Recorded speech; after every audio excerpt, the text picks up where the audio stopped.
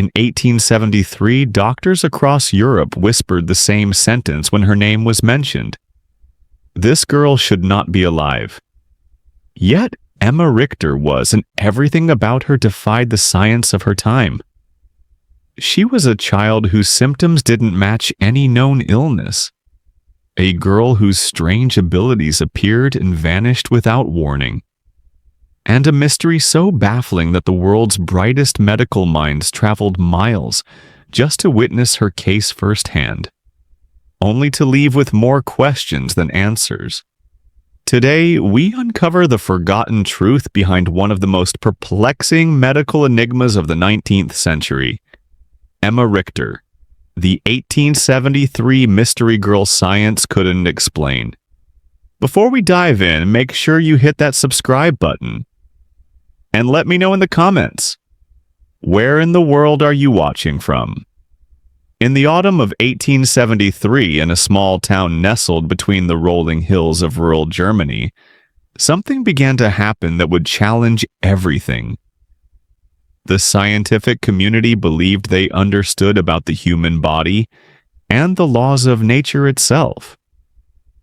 No cameras captured it. No instruments could properly measure it.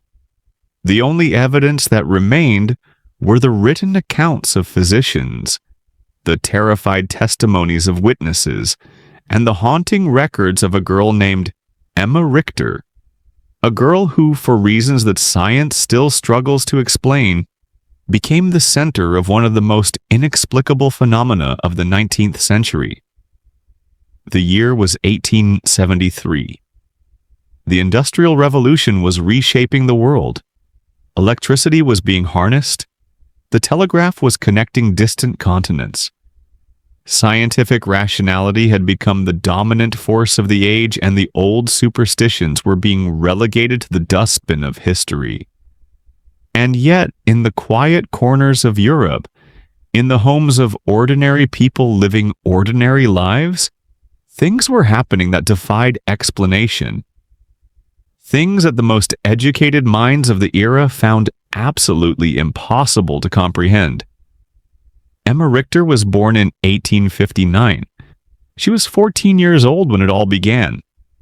14 years old, the daughter of a respected merchant family, a girl who attended school, who had friends, who participated in the normal rhythms of life in her small community. She was, by every account, entirely unremarkable. And perhaps that is precisely what made what happened to her so profoundly, so devastatingly inexplicable. It started on a Tuesday, October 14th, 1873. The autumn had been unusually cold that year.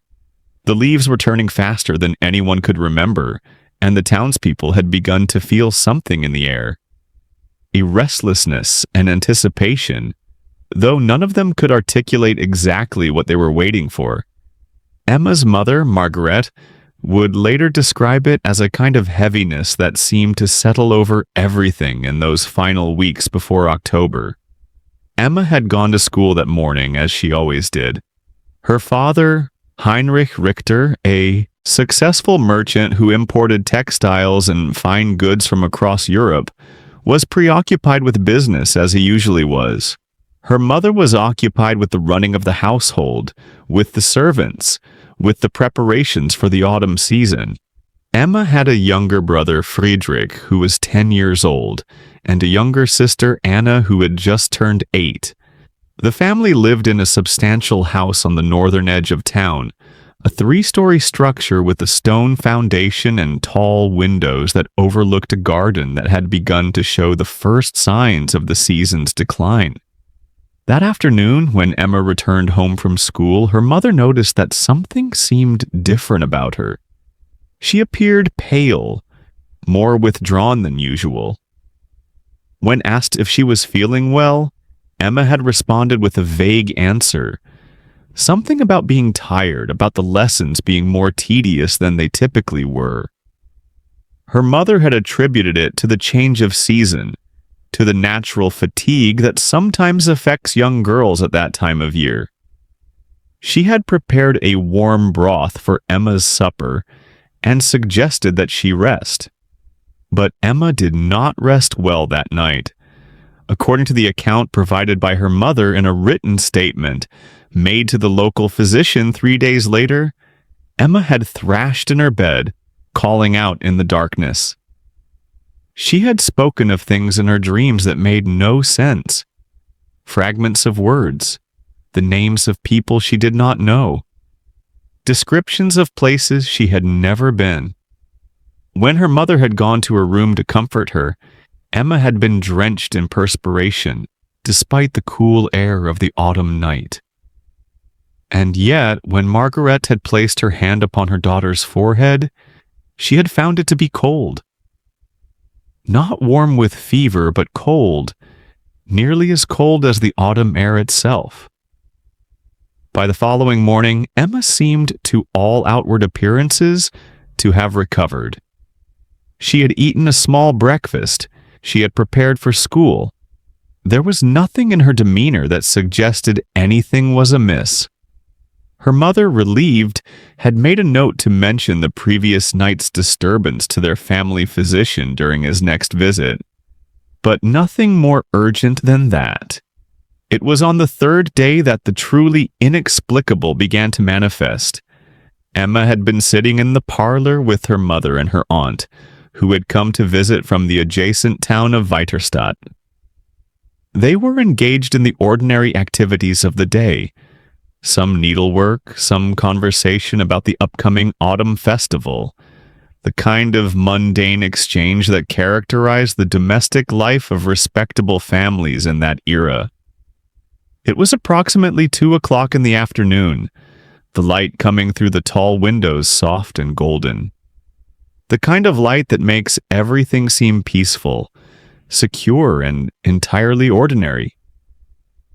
And then, according to the account given by both Margaret and the aunt, whose name was Elizabeth, something extraordinary occurred.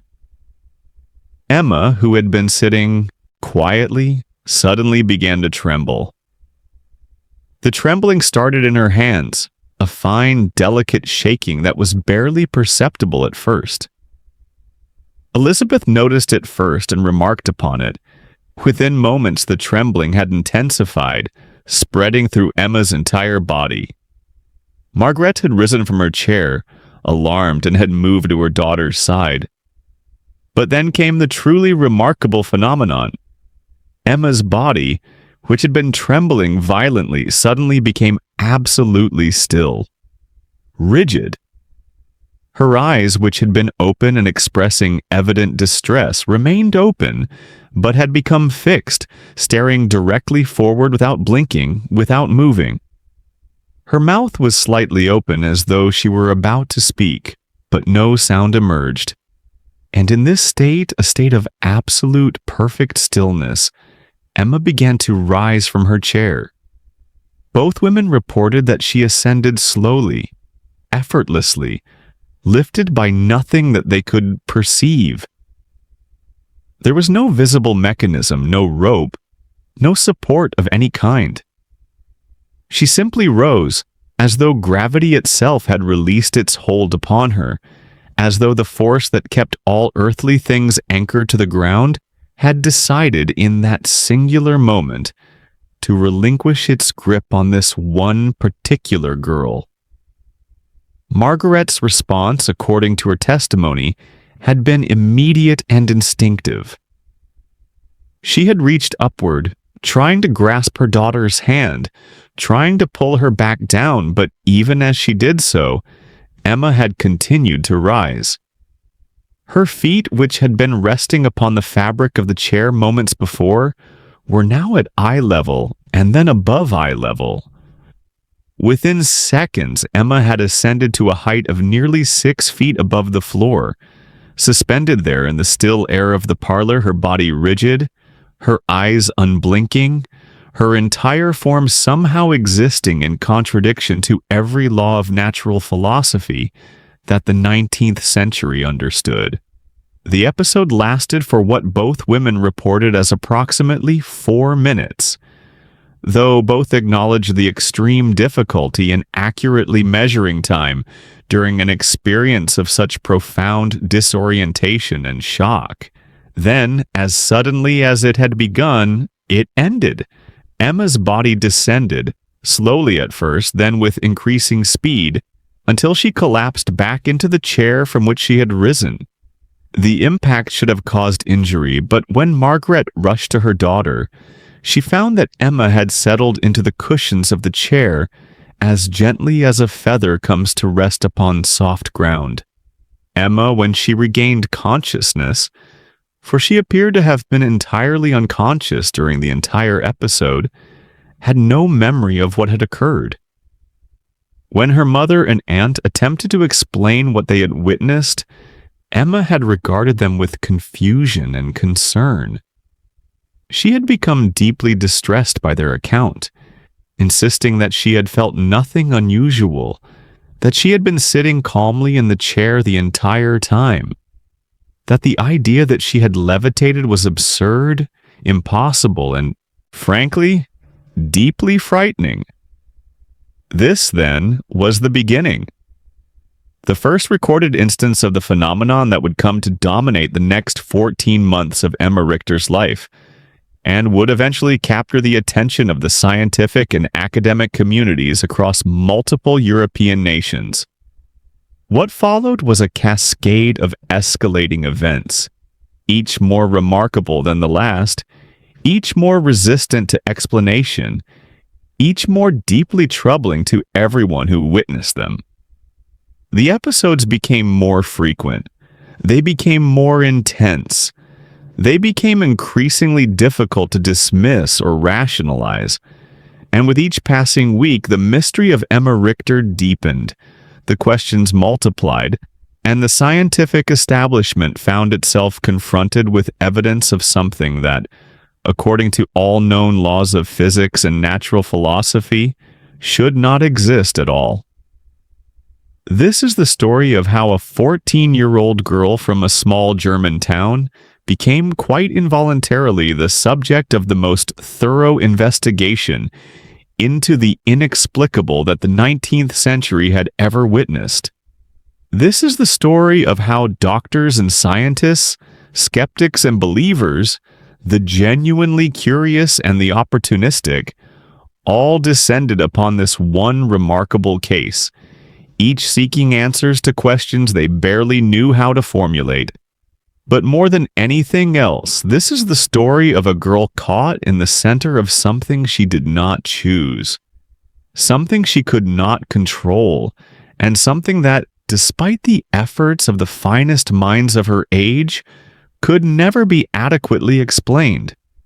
The answer to the question of what happened to Emma Richter remains, even today, one of the great unsolved mysteries of scientific history.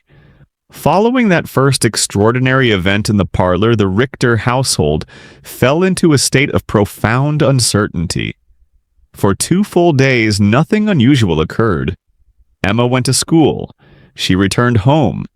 She participated in the normal activities of her life.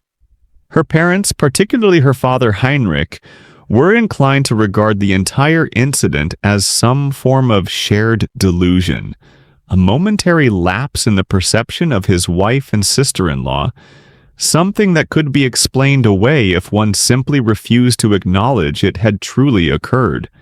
But Emma's mother was not so inclined to dismiss it. Margaret Richter was an educated woman, the daughter of a university professor, a woman of considerable intelligence and emotional stability. She knew what she had seen. She knew that Elizabeth, her sister, was equally rational and equally trustworthy. And she was deeply concerned about what it might mean for her daughter. On the evening of the 16th of October, 2 days after the first levitation, Margaret made the decision to send for the family physician, Dr. Matthias Kellner. Kellner was a man in his 60s, trained in the medical schools of Berlin and Vienna, a respected figure in the community, a man of science who had brought modern medical practice to this small town. When he arrived at the Richter house the following morning, He carried with him the confidence of someone who had seen most of what the human body could do, and who believed that most of what seemed mysterious could be explained through rational investigation. Emma submitted to a thorough examination. Kellner checked her heart, her lungs, her reflexes, her pupils. He asked her extensive questions about her health, her habits, her diet, her experiences. He found nothing obviously wrong. Her physical constitution appeared sound. Her mental state, while she exhibited some anxiety about the incident in the parlor, seemed fundamentally rational. She maintained that she remembered nothing of what had supposedly occurred, and that she had no explanation for her parents' and aunt's account of events. Kellner's conclusion, which he communicated to Heinrich Richter, was that the entire affair was likely the result of a nervous condition, perhaps exacerbated by the excitement of young womanhood. He suggested a regimen of rest, a reduction in her studies, and perhaps some mild sedatives to calm her nerves. He prescribed a tonic containing iron and various herbs, the standard treatment for what was then called female nervous exhaustion. He suggested that once the family ceased to make such a significant matter of the incident, Emma would likely forget about it entirely and would return to perfect health. That night, as Emma lay in her bed, her mind churning despite the dose of sedative that Dr. Kellner had recommended, she felt that strange trembling begin again in her extremities. She understood, even in her fear, that she should call out to her parents, that she should summon help. But something prevented her from doing so. Some combination of shame, confusion, and a desire to deny the reality of what was happening to her. Instead, she pulled her blankets tightly around herself and waited, trembling for whatever would come next. What came, according to her own account recorded by the physician who would later become the primary investigator of her case, was a state that she could only describe as existing outside of normal consciousness. She was aware, she said, but the awareness was strange, distant, as though she were observing events rather than experiencing them. She felt a lifting sensation, though not in the way that one normally feels lifted. Not a pulling upward, but rather a releasing, a kind of weightlessness that suffused her entire body. She was aware of the darkness of her room, but it seemed distant, as though she were perceiving it through a layer of gauze or mist. The episode lasted, she estimated, for no more than a minute. When she became fully conscious again, she was lying upon the ceiling of her room. She was prone upon the ceiling itself, lying as though upon an invisible floor, her body perfectly horizontal, her head turned to one side, her eyes wide with terror. Below her, or rather, below where she was, lay her bed, her room, the ordinary world of gravity and natural law. The ceiling of her room, which should have been unreachable, which should have been far beyond her grasp, had become, impossibly, a surface upon which she could rest. Her screams brought her parents, her brother, her sister, and the 2 servants who lived in the Richter household. They burst into her room to find Emma clinging to the ceiling, her fingers gripping the molding that ran around the perimeter of the room, her face contorted with fear and confusion. The sight of their young daughter on the ceiling, impossibly defying gravity, was so startling that her mother nearly fainted. Her father stood in stunned silence for several seconds, his rational mind unable to process what his eyes were reporting. It took the combined efforts of the entire household to bring Emma down. They had to obtain a tall ladder. They had to coax her to release her grip upon the ceiling, to reach downward toward the hands of her brother, who stood upon the ladder, though downward for her was, in a very real sense, upward, since she was perpendicular to the ordinary vertical orientation of the world. When she finally released her grip and was pulled downward or upward, depending on one's perspective, she fell into her brother's arms and then tumbled onto the ladder, bruising her legs and arms significantly in the process. The shock to the family was immense. The shock to the household staff was equally profound. By the following morning, despite the Richter's attempts at discretion, the entire town was aware that something extraordinary had occurred in the Richter household. The rumors began to spread immediately. Wild rumors, fantastical rumors, rumors that grew more elaborate and less accurate with each retelling.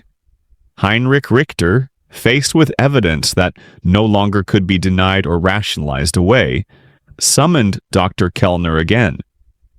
This time, he also sent for Dr. Friedrich Griesebach, a specialist from the nearest major city, a man with credentials from multiple medical institutions, a physician who could not be dismissed as ignorant or provincial. Griesebach arrived in the morning of the 18th of October, 5 days after the first incident.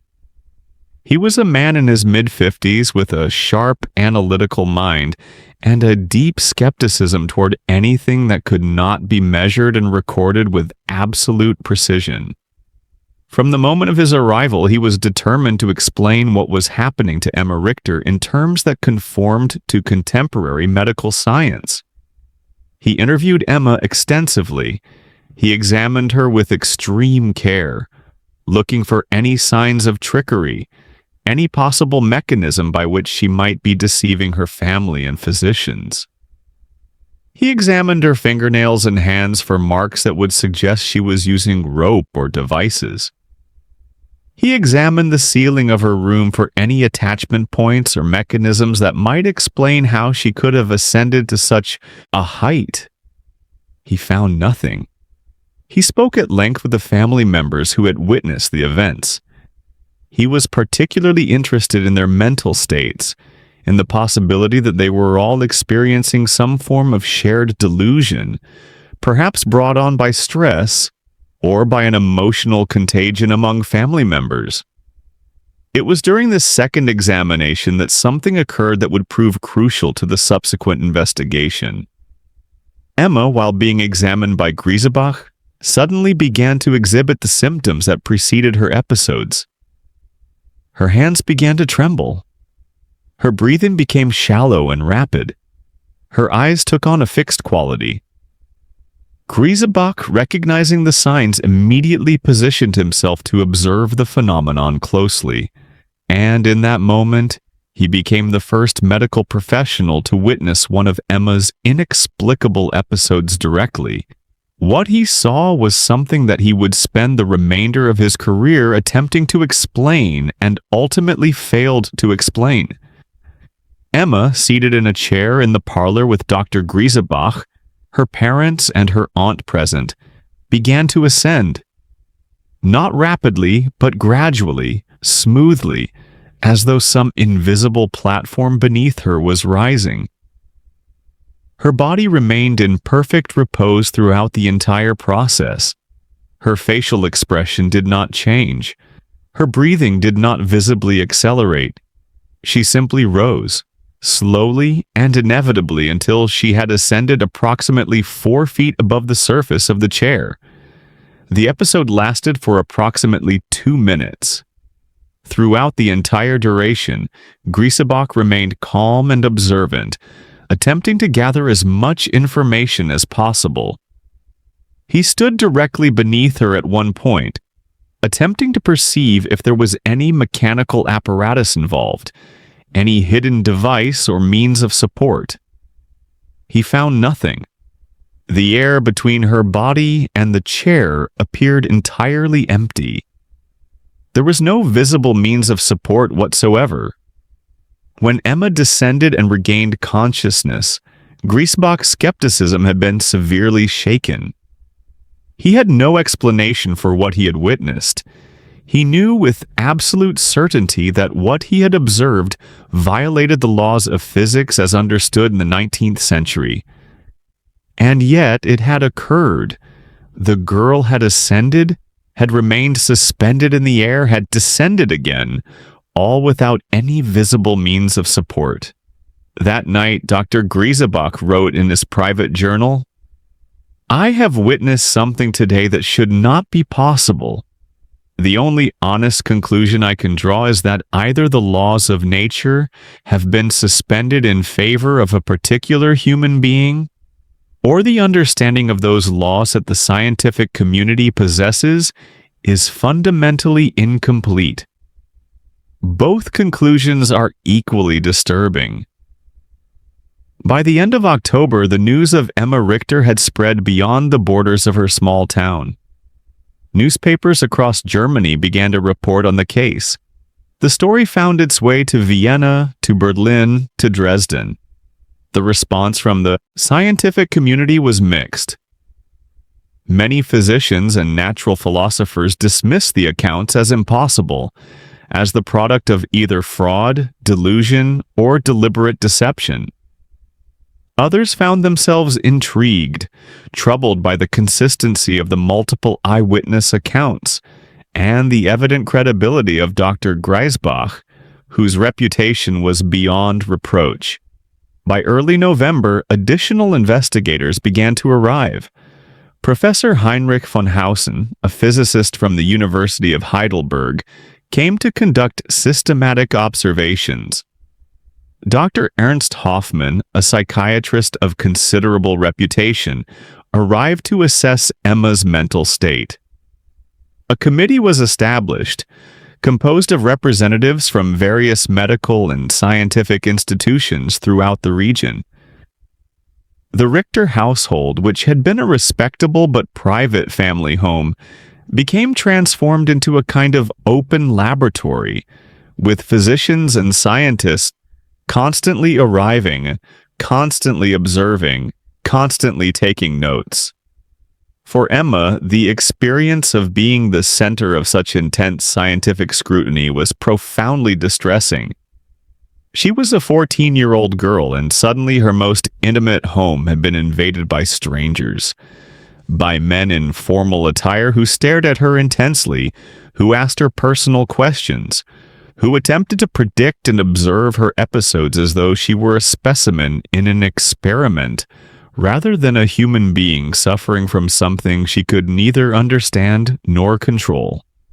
The episodes themselves began to increase in frequency and intensity. What had begun as isolated events occurring every few days began to escalate into incidents occurring multiple times per day. Emma would be ascending into the air, descending, and ascending again within the span of an hour. The investigators attempted to document each episode with extreme precision.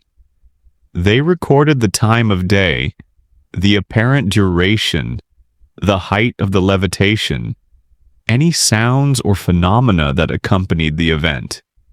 One particularly notable incident occurred on the 5th of November. Emma was being observed by Professor von Hausen and two other investigators in the parlor of her home.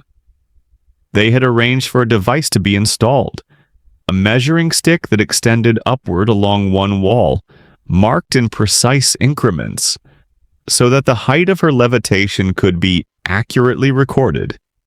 Emma had been sitting quietly, as was her custom during the times when episodes were not occurring, when suddenly the familiar symptoms began to manifest. The investigators recorded that Emma ascended to a height of 6 feet, 3 inches above the floor. Her entire body remained perfectly rigid and horizontal throughout the episode. The duration was recorded as 3 minutes and 40 seconds. But what was most remarkable, what the investigators noted with particular significance, was that the entire process occurred in absolute silence.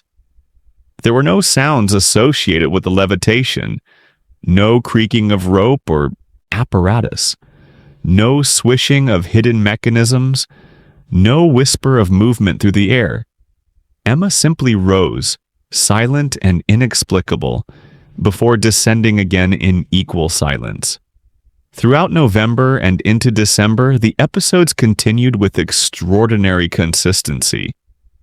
And as the episodes continued, the body of documentation grew. The scientific committee compiled photographs, primitive photographic technology by modern standards, but sufficient to create a visual record of Emma at various points during her levitation. They obtained statements from all members of her family, from household servants, from school teachers and neighbors who had witnessed phenomena. They conducted medical examinations on multiple occasions, searching for any physiological explanation, any hidden condition that might explain the phenomena. One of the most thorough investigations was conducted by Dr. Hoffman, the psychiatrist. He spent extended periods with Emma, attempting to determine if she was deliberately creating the episodes through some unknown means, if she was under the influence of external manipulation by her family members, or if she was exhibiting symptoms of mental illness that might provide some rational explanation for the extraordinary events. His conclusion, recorded in his formal report, was remarkable in its honesty. I have found no evidence of deliberate deception. Emma Richter is a girl of sound mind, of normal intelligence, of evident emotional distress regarding her condition. She experiences fear during her episodes and confusion afterward. She has no conscious control over when the episodes begin or how long they last. In my professional opinion, the phenomena cannot be attributed to mental illness or conscious deception. The girl is as mystified as we are regarding what is happening to her body. As December arrived, the intensity of the scientific investigation reached its peak. The committee determined that a controlled experiment should be conducted, an attempt to observe and document the phenomena under the most rigorous possible conditions. A room was prepared in the Richter house specifically for this purpose. Every surface was examined. Measurements were recorded.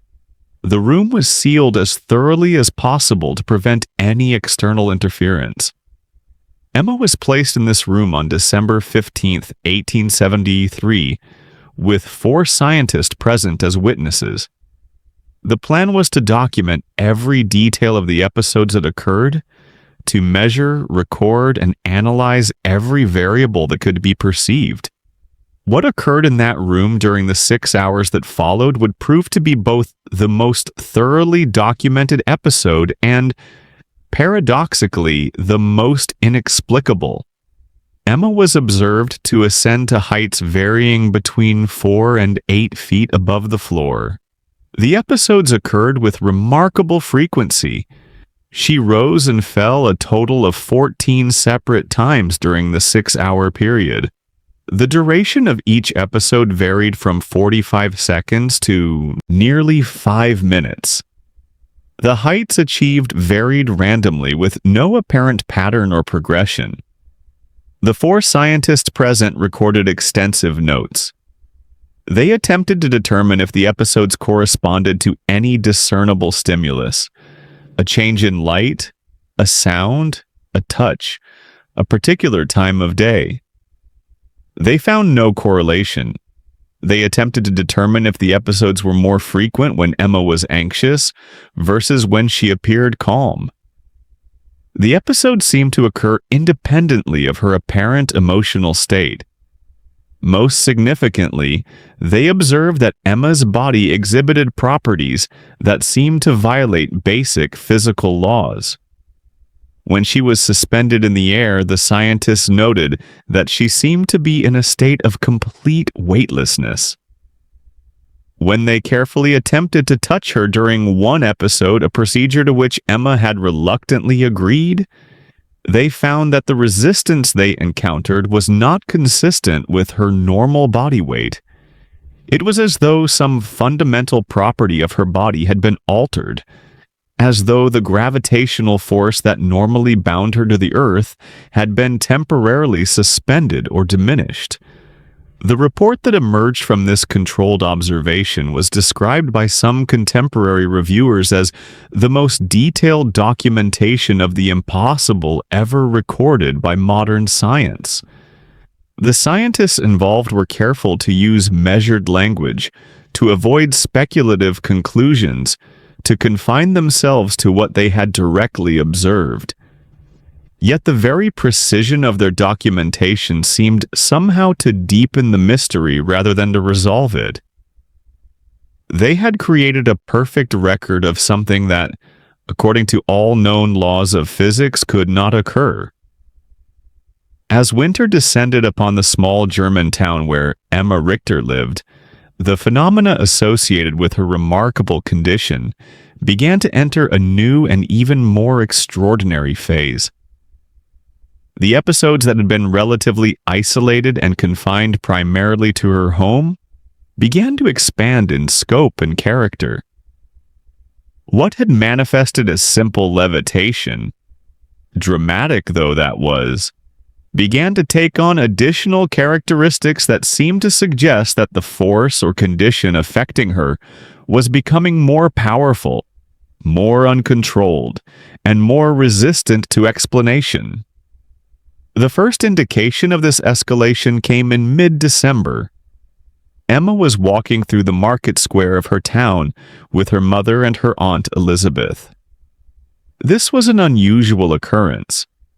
Normally, the family had been attempting to prevent Emma from being seen in public, to minimize the disruption and speculation that her condition had caused throughout the community. But that particular afternoon, both her mother and her aunt believed that the episodes had subsided somewhat, that it might be safe to venture out. As they walked through the square, passing the stalls where merchants were selling produce, textiles, and winter goods, Emma suddenly felt that now familiar sensation of trembling, beginning in her hands. She attempted to warn her mother to prepare her for what might be about to occur. But before she could speak, the phenomenon manifested with unprecedented force. Emma rose from the ground, rapidly and violently. Within seconds, she had ascended to a height of nearly 15 feet, far higher than any recorded episode up to that point. The witnesses in the market square, and there were many of them, stood frozen in shock and disbelief. Emma's mother reached upward, but of course could reach nowhere near such a height. All she could do was stand beneath her daughter, crying out in alarm, while her daughter hung suspended in the cold winter air, rigid and apparently unconscious, at a height that should have made her fall a dangerous distance when she finally descended. The episode lasted for approximately 2 minutes. When Emma descended, she fell rapidly, far more rapidly than in her previous episodes. She landed upon the frozen ground with considerable force, and this time the impact caused genuine injury. She sustained a fractured ankle and significant bruising across her body. She regained consciousness only hours later in the care of a physician, racked with pain and bewildered by what had occurred. The incident in the market square was witnessed by dozens of people. Within hours, the account had spread throughout the town, exaggerated and embellished with each retelling. The scientific community in the surrounding regions heard of this new development with renewed interest and concern. The phenomena were escalating. The danger to Emma's physical safety was becoming increasingly apparent. In response to this escalation, the committee of scientists made a controversial decision. They proposed that Emma should be admitted to a medical facility in one of the larger nearby cities where she could be more thoroughly studied under carefully controlled conditions, where the best medical care would be available, and where the phenomena could be observed by a broader range of qualified experts. Heinrich Richter was resistant to this proposal. He wished to keep his daughter within his home, under his family's care, but the physicians made clear that the danger to Emma's health was escalating. that the injuries she was sustaining could become severe or permanent, that a more comprehensive investigation was necessary. Reluctantly, in December 1873, Heinrich agreed to allow his daughter to be transferred to a medical clinic in the city of Darmstadt, approximately 40 kilometers from her home. The transfer took place on December 20th. Emma, still suffering from her injured ankle, was transported in a private carriage, accompanied by her mother and Dr. Griesebach. The journey was long and difficult.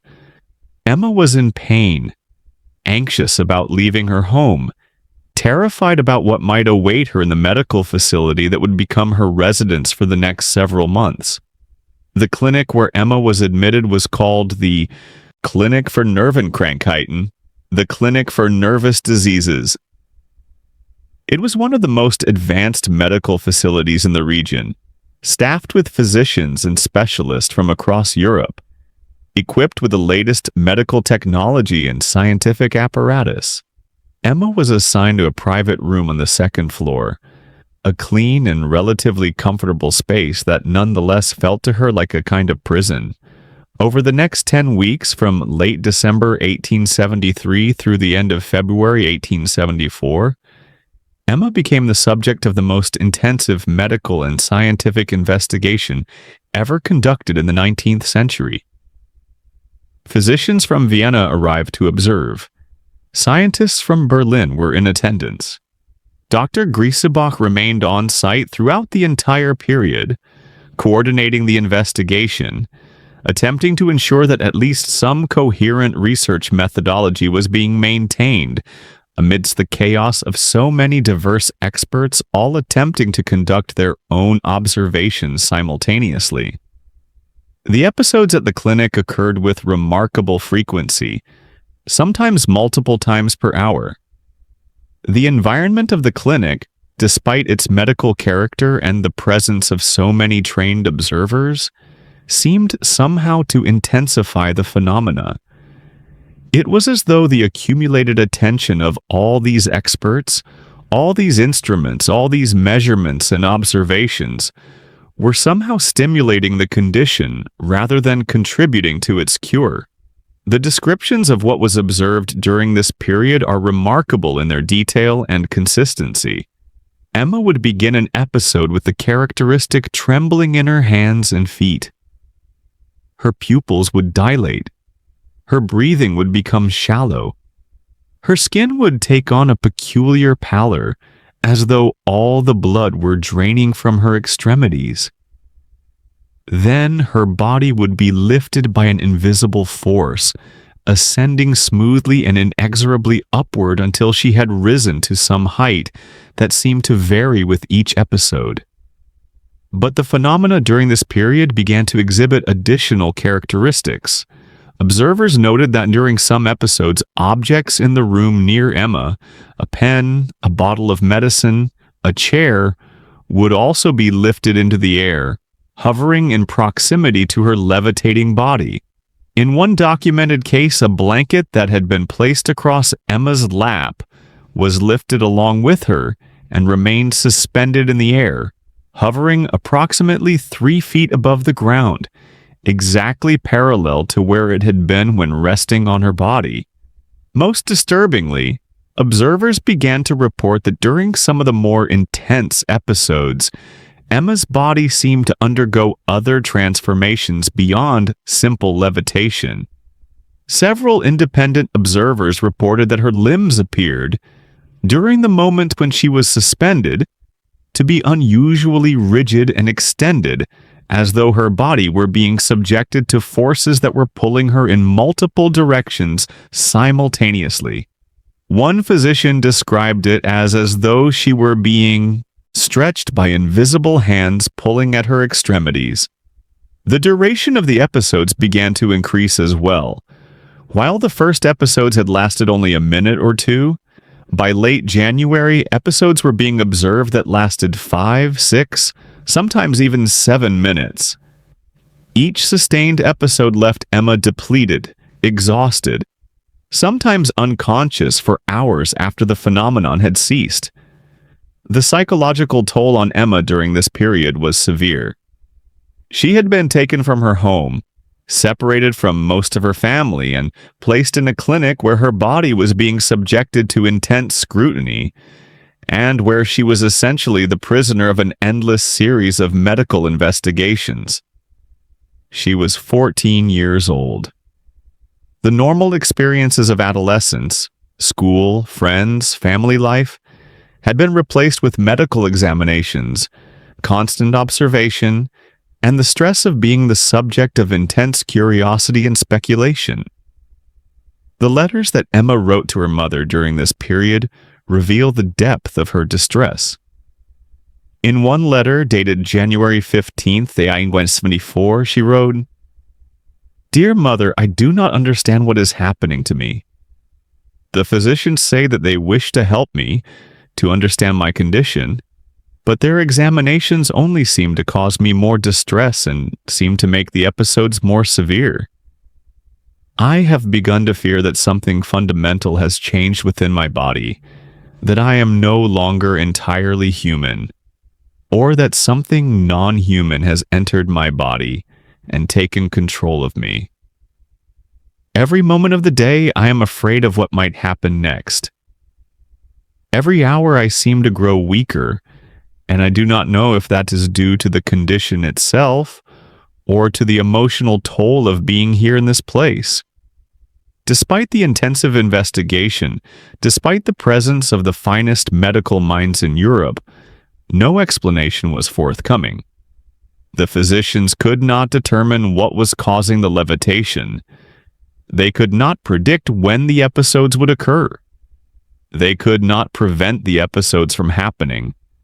And most significantly, they could not determine what, if anything, could be done to treat the condition or to bring it to an end.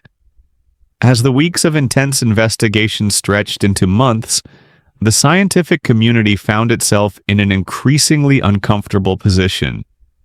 The phenomena surrounding Emma Richter were real, documented, witnessed by dozens of credible observers. Yet they remained utterly inexplicable within the framework of contemporary scientific understanding. This created a profound tension within the scientific establishment, a tension between the commitment to empirical observation and the necessity of maintaining a coherent, theoretical framework for understanding the natural world. Some scientists began to propose theories that pushed against the boundaries of conventional thought. One prominent physicist from Berlin suggested that Emma Richter might be exhibiting evidence of a previously unknown force in nature, a force that could interact with human bodies, that could overcome gravity, that could produce the observed phenomena. He proposed that this force might be related to electricity, which was still not fully understood at that time, or to magnetism, or to some entirely new form of energy that had never been documented before. Other scientists developed more elaborate psychological theories. They suggested that Emma might be producing the phenomena unconsciously through some process of intense mental concentration, that the boundary between mind and body might be more permeable than contemporary science acknowledged, that the human will might be capable of exercising effects on the material world that conventional medicine and physics had not recognized. Still, other physicians, particularly those with more traditional orientations, began to resort to explanations that bordered on the preternatural. A prominent physician from Vienna, whose name was Dr. Anderson, began to suggest in his publications that the phenomena might be explicable only if one accepted that forces outside the ordinary material world, spiritual forces perhaps, or other manifestations of the non-material realm, were involved. These suggestions were greeted with significant skepticism by the scientific establishment, many of whom regarded such appeals to the non-material as a kind of abdication of the scientific mission.